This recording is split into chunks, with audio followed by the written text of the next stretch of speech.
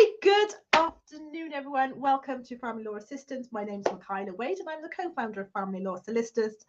Do you know what? It's been one of them days today. I feel like I've just non-stop talked. So I'm just going to crack on, okay? You guys know who I am. I am joined today by our team. Oh my gosh, it's the first time, like ever, that I've had the team doing a joint live. So I'm just going to introduce them. And when I introduce them, I want you guys to take yourself off mute and just say a hi and who you are. So I want to introduce you first of all to Sally. Sally, if you want to take yourself off mute, my darling.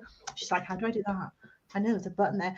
Sally, just say hi to everyone. And what's your experience been so far with Family Law Assistance? Be kind. Hello, everyone. My name's Sally Brown. I am the official term is Mackenzie friend, isn't it? But I don't think that's very sexy. So I'm going to say that I'm a family law advisor. Oh. Yeah, I know. I would. Yeah. Well, yes, I am. So I'm a franchisee at Family Law Assistance. And I started 2 weeks ago. I think it was 2 weeks ago. And so I completed the 7-week training with Michaela, and that was great. That was all very good. And I had my first experience in court last week. I think we're going to talk about that tomorrow, so I won't spoil it. But yes, it's interesting. And I think what I really love is the team spirit and the fact that everyone is, so sort of in this together and we learn from each other. So that's me. Hi. Brilliant. Thank you, Sally. Yeah, I don't want to give a much spoiler, but it was a doozy. It was a doozy. I mean, talk about being jumped in at the deep end. So she's now on Valium. No, I'm kidding. She totally is. Okay, I next want to introduce you to Elaine. Elaine, hello, my gorgeous. Introduce yourself to the world. Hello, my name's Elaine Wesley. I'm also a franchisee. It's great not to be the newbie anymore. Thank you so much, Sally, for joining us. And looking forward to what we're going to chat about. Perfect. And of course, our wonderful drum roll, please. Kim Antrobus. Hi. I did my own crappy one on my pillow. Hello. For those who don't know me, I am probably the longest serving franchisee now. Am I? She's definitely on Prozac. After your length of service, Kim. I know. He's pushing me over the edge. I love it. I do love it. But I have worked some very late nights recently thanks to my sick children. But that's one of the benefits of the job. I can push it around my life rather than push my life around my job, which is a massive plus point for me. Perfect. Right. So today I thought, guys, here's what I thought we'd do today. Today I thought we'd just have a bit of a natter about our franchisees, a little bit about how they came into being part of Family Law Assistance, and some of our shared experiences already. Because believe it or not, we've got our old timers like Kim, who's like. What you don't see is Kim's walking stick, and that's why you've got all that white grey hair, haven't you, Kim? She's like, oh my god. But no one knows how grey I am. It's true. So from old timers like Kim to our newbies like Sally, it's fair to say that they've all had really unique experiences, from the good, the bad, the ugly, and to the plain, quite honestly, to the plain ridiculous. So I just kind of I'm going to go to you, Kim, first of all, just as kind of being the old hand that you are. And of course, doing this way before you joined Family Law Assistance. So I kind of want going on around me. Our elderly franchisee, Kim.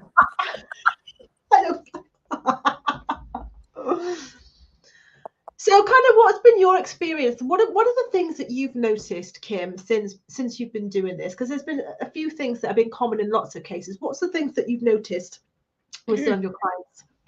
The biggest thing for me has been a lot of my clients have had to learn through me. I think they've had to learn to negotiate their way with communication. Communication's a massive factor.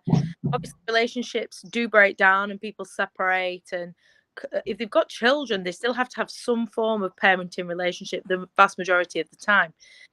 But I'm seeing repeatedly people who just can't communicate with their ex, and they're blaming it on their ex, but there's no reflection. And actually, I have helped quite a few clients now see that the way that they respond, the way that they word things, is leaving things open to interpretation as well. And they've got to setting new boundaries, respecting new boundaries as well as the relationship changes.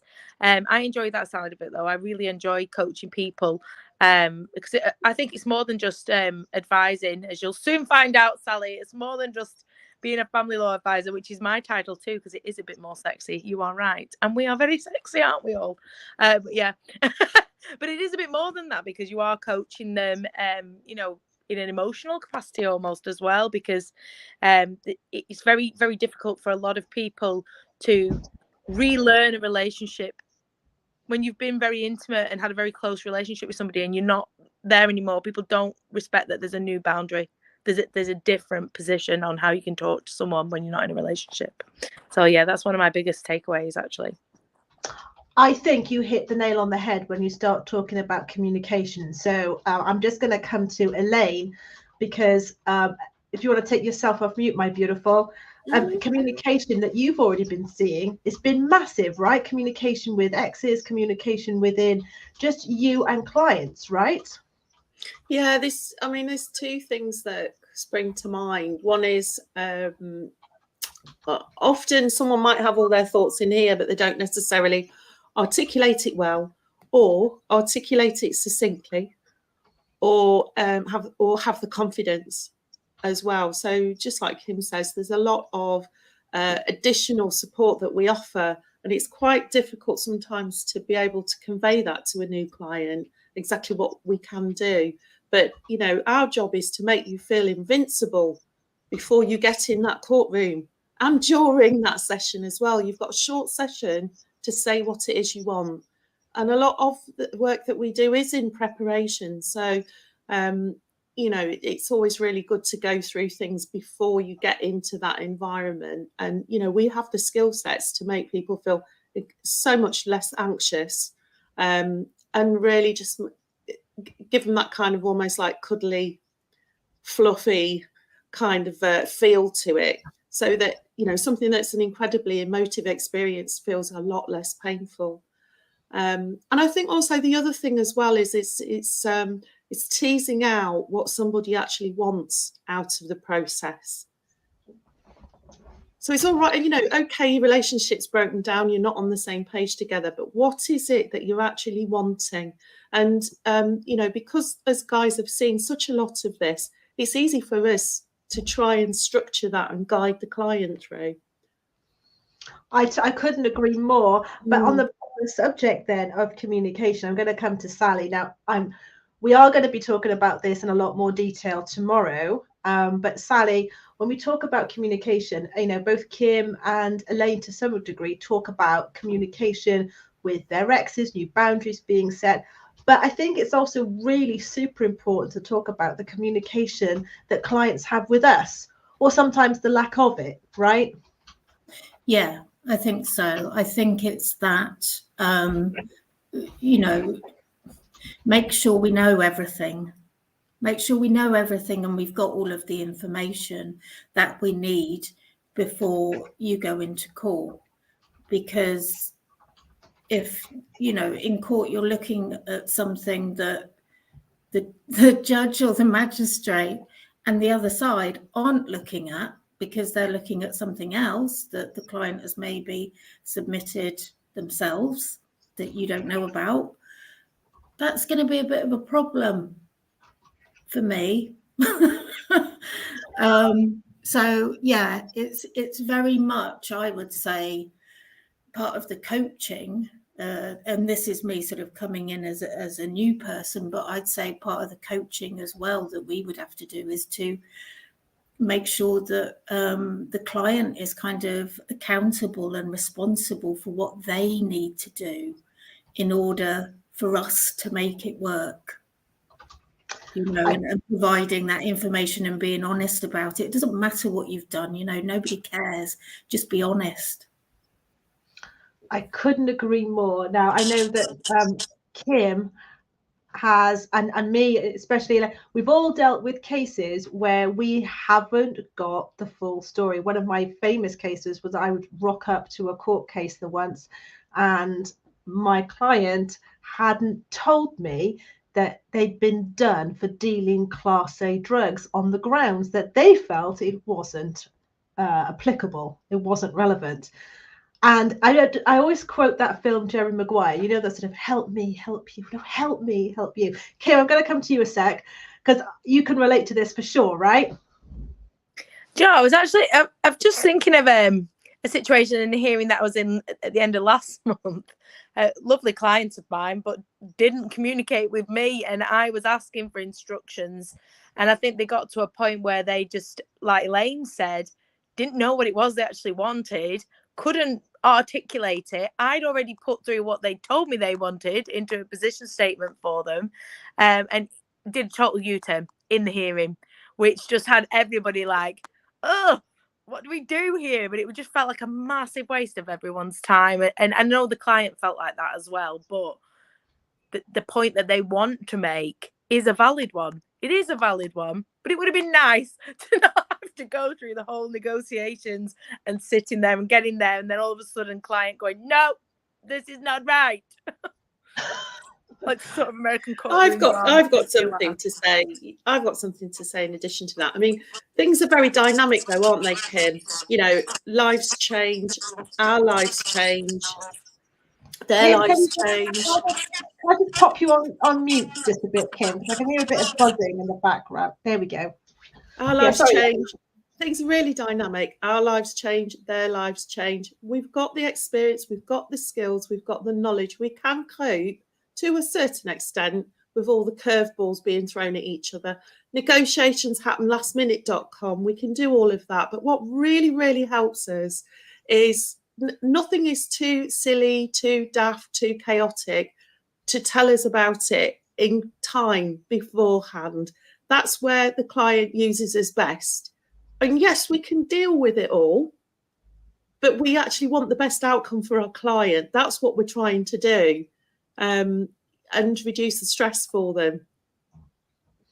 I couldn't agree more. I just, again, I'm going to come, Elaine, what do you think is the impact of not knowing what you want?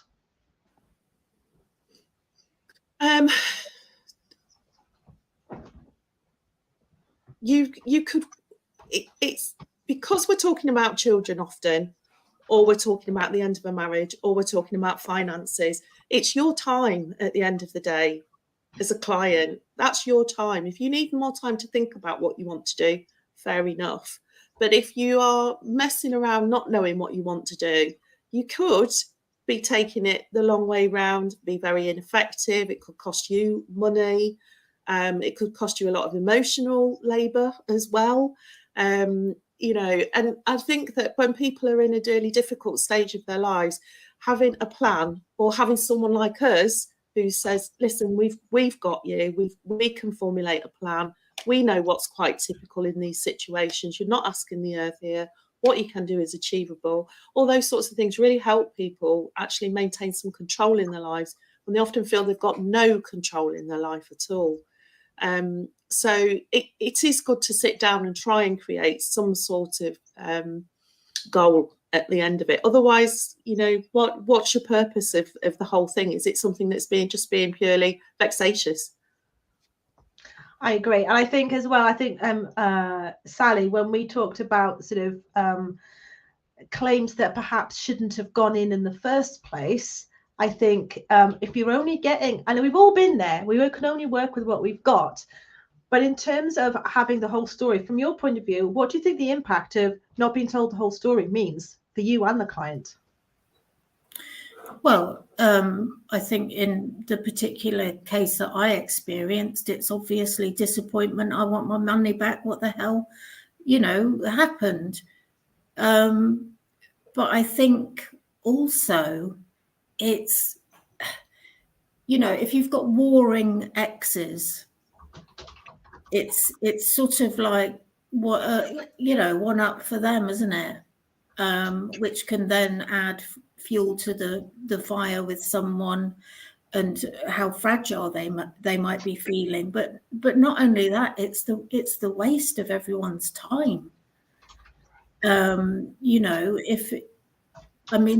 What happened last week should have kind of been over and done with in 30 minutes. It went on for an hour and a quarter because the magistrate was trying to sort of glean what more evidence, because the application was no good, that they needed, kind of giving the client a chance, really.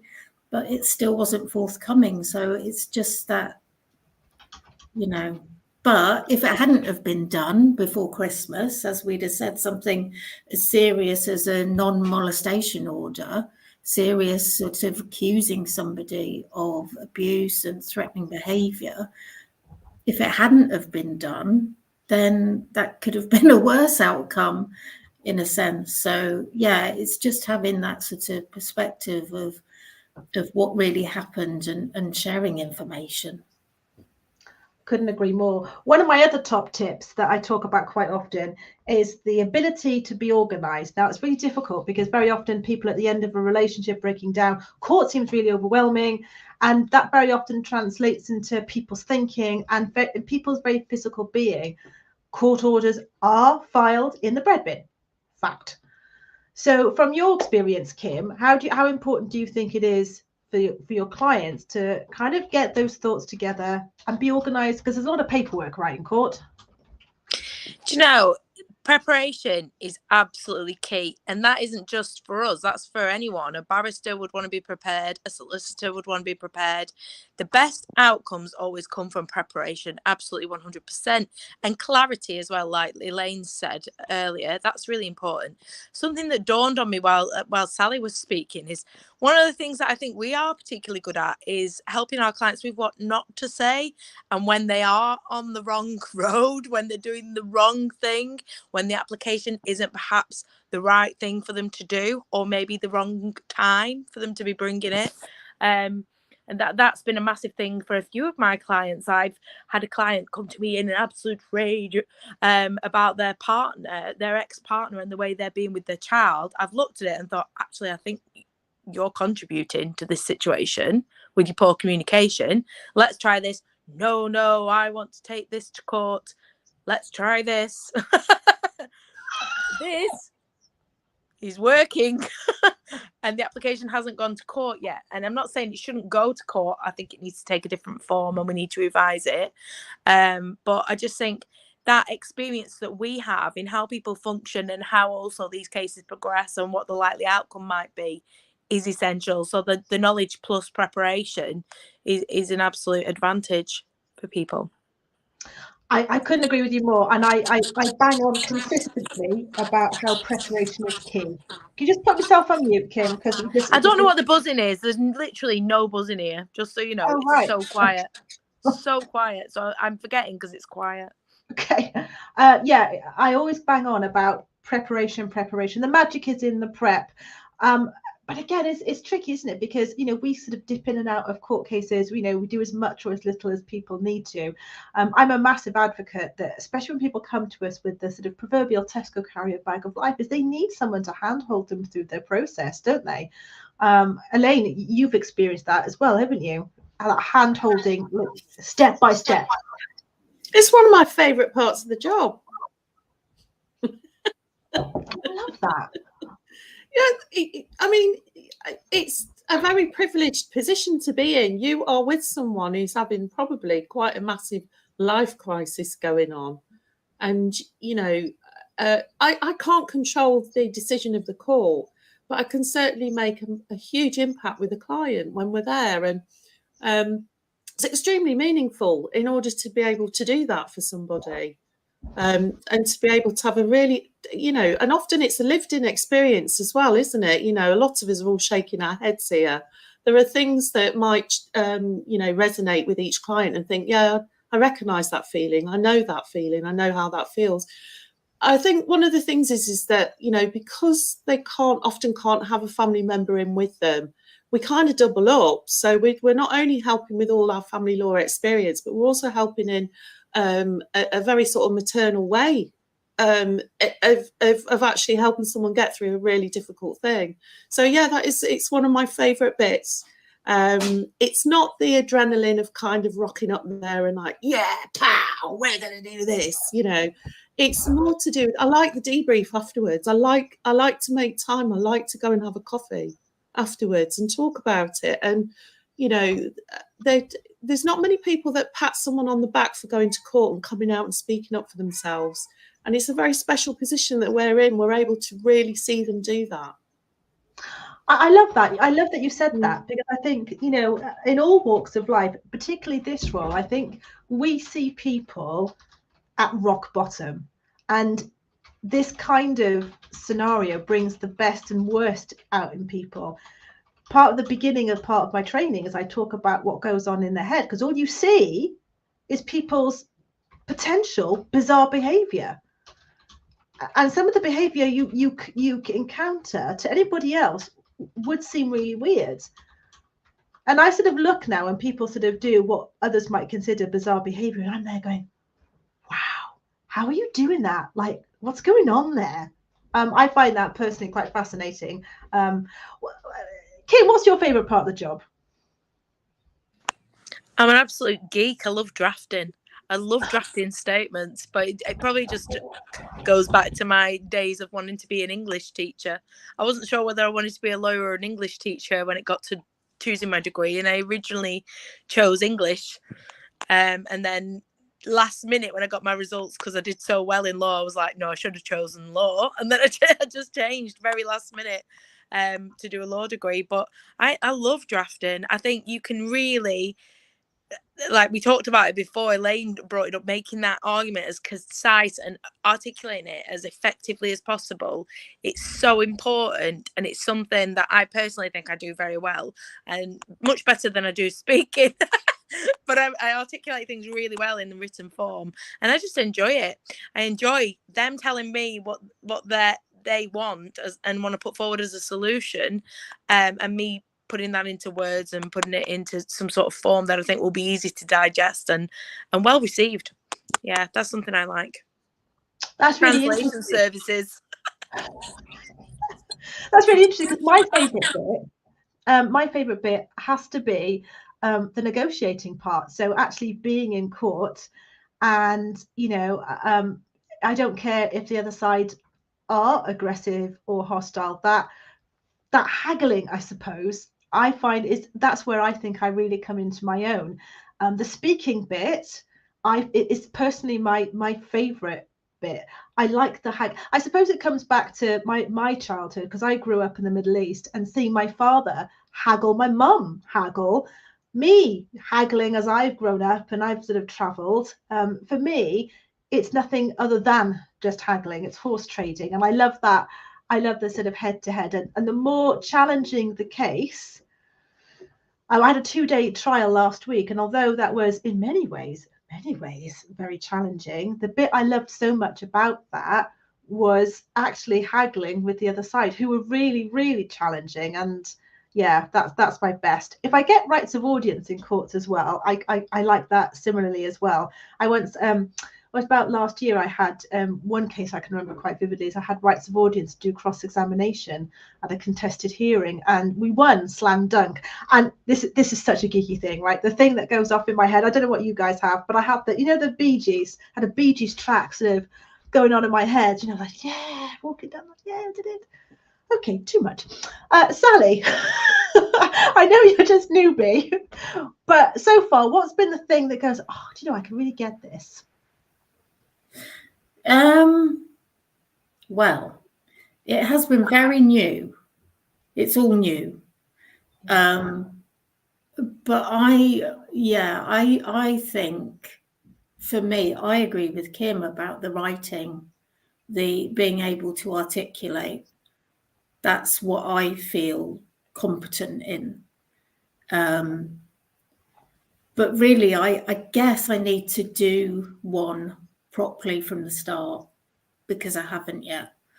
Yeah.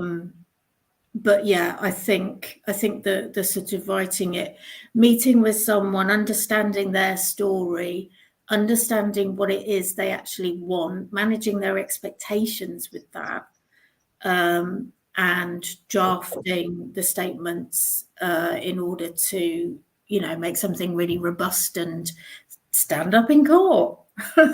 Yeah.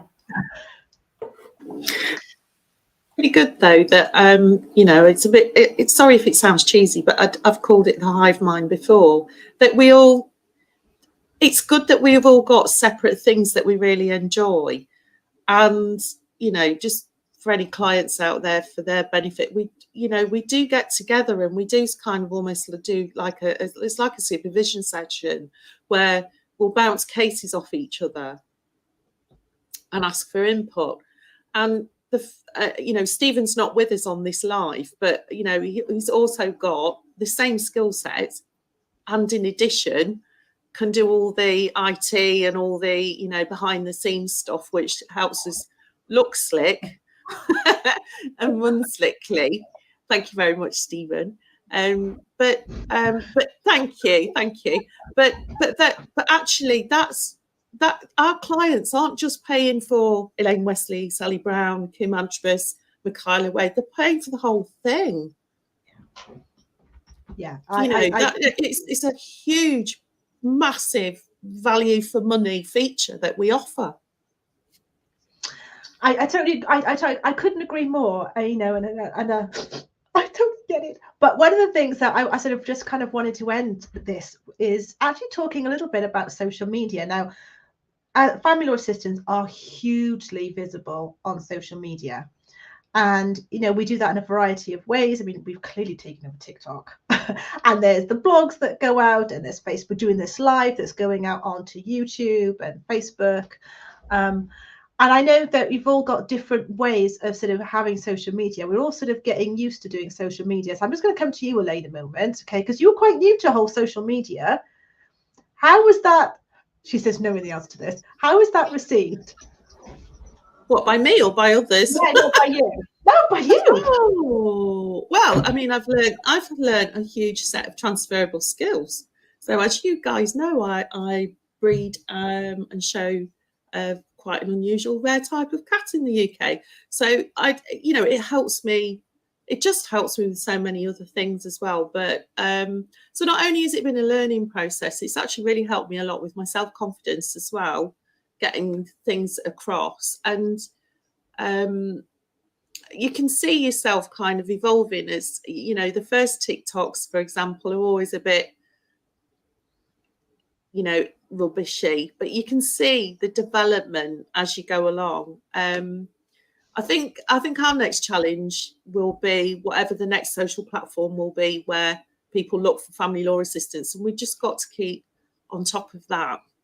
So you're always learning new things with social media.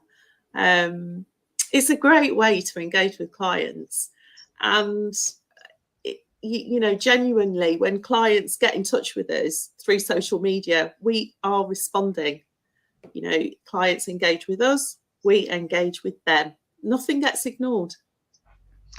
And how about you, Sally? Because being very new, and Sally is very creative just generally. I have personally seen Sally perform. Sally, just say a little bit about your creative background, because you write and you perform. So tell us just a little bit about that. Well, yes, I used to perform burlesque, but I don't do it anymore because I put on a bit of weight and I can't fit into my costume. No, I don't know. But anyway, yes, I did used to do it and I absolutely loved it. But I started writing a film script a couple of months ago, which has kind of been put on hold for a bit. But again, I just need to do something creative because I really, really love it. But what I am very new to, and I've only done my first one of it, is TikTok. And you kept saying to me, didn't you, Michaela? You kept saying, you need to do one, you need to do one. And I was just like, I don't want to do it though. I don't like it. And I did try and do it, and I did try and do a professional one, and it just didn't really work. So I just ended up doing a silly one, but that's fine because it's just the start, isn't it? Just like my new business is just the start of a journey. So we can all follow my TikTok journey as well as my business journey. Yay. You do yourself down, right? So Sally's first TikTok, okay, had me spellbound. Like, you know when you go down that TikTok hole, as am I just speaking for myself, and you know when you watch certain videos over and over, like, you know, the cat videos over and over, that was Sally's TikTok. I could not help but watching it over and over. I thought, if I can link it, she says, because I'm not a techie, I'm gonna have to share it, because Sally's TikTok, for a first TikTok, just any TikTok, I mean, it was just hilarious. I just thought you were just spellbinding. So just, don't do yourself down. Kim, oh my gosh, so Kim, you do a lot of networking, but you also do quite a lot of social media as well. I don't do blooming TikTok. I'm terrified. We had this conversation earlier. I said, I'm watching you all doing your TikTok, and I'm sat there going, no, I'm not ready. I'm not ready. I mean, I am quite active on social media anyway, and I do a lot of networking, and I do a lot of singing as well. So I'm known as like the singing lawyer. So that's carrying on. But yeah, I've not done too much in the realms of TikTok. Yet. We'll get a my favorite TikTok's nothing to do with us. It's just I tell people I've done one TikTok. I don't know what I'm doing, but I've done one that I really laugh at every time, and it's just me laughing at the fact that my husband fell asleep and I was just up partying next to his head while I was asleep on the sofa. It's horrible. Oh my god! Yeah, that's as good as mine get. Well, guys, I'm just gonna pop that on hold now for now. Okay, Kim, can you pop yourself on mute next week? Sorry. I'm just gonna put it there for now, because I'm gonna put everyone's links to their pages below. As you can see, they've all got so much wealth of personal experience doing the job already, and that our hive mind together. So I'm going to make sure that there's links to Sally's page, Kim's page, Elaine's page. If you pop to the website, you can see a whole blurb about each and every one of them and how Family Law Assistants came into being in the first place. I mean, 16 years this has been in place now, and I know, I swear to God I age every time I say that, but it's true. And Family Law Assistants is just growing strength to strength. I know as a founder of Family Law Assistants, we have been so careful in picking the right people for our team. So these guys have been actually picked out of 250 applicants to join FLA. Which, when I think about it, it mind blows. Oh, look at your cat! Look at me! Look at my attention span! Ooh, cat! I think that's why I loved your TikTok so much, Sally. Anyway, guys, I hope you have an amazing rest of your day. All of us will be sharing the crap out of this. Okay. If you need any family law advice, drop your questions down below, or of course, there's a click ask me anything to each. Look at Elaine. Look at Elaine. How profesh is that? She's even got her email address all linked down. And she's even following it in the right way. That's a journey. Guys, have an amazing rest of your day, and I'll check you later.